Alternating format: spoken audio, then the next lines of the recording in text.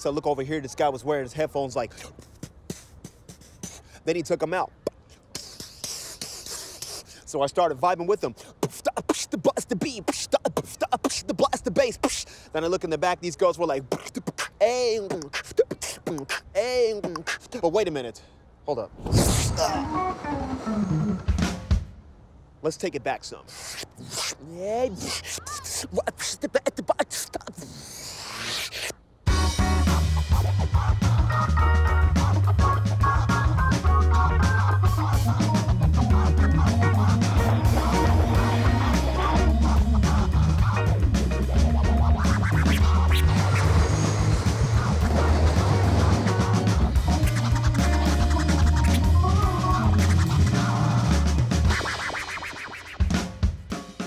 When I left school in Vegas, I ended up working at a whole bunch of dead-end jobs, and my life felt like it was going nowhere.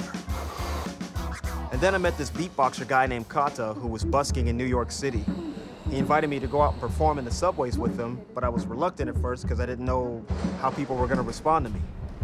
I was scared and nervous because I'd never done this before, so when I actually went with him, I would perform with my head down, but when I looked up and noticed people started recording me with their cameras and cell phones, that's when I thought, wow, I could really get into this. The next countdown, local 6,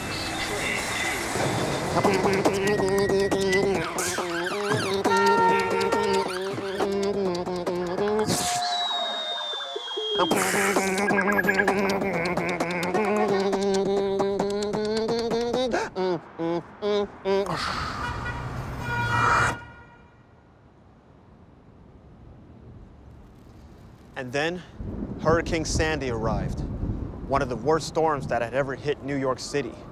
Thousands of houses were destroyed, and many people were left homeless. Busking had been great up until the storm. Now it just didn't feel right.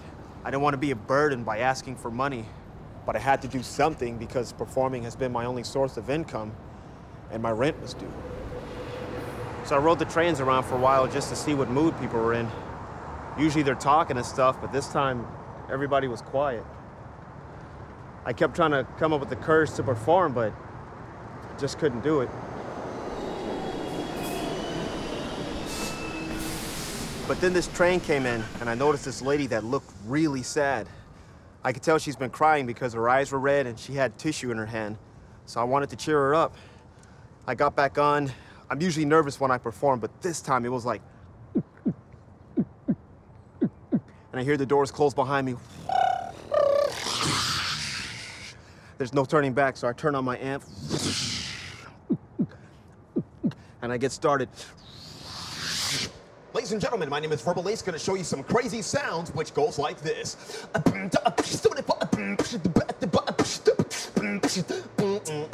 After a while, people started to lift their heads up, and it seems like I was bringing them back to life.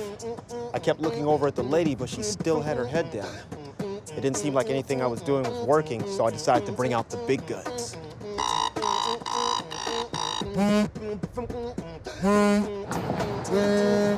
Whose phone is that?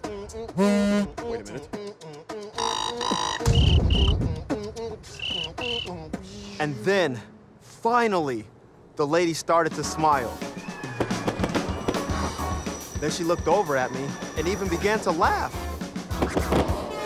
Must have been the fly sound effect.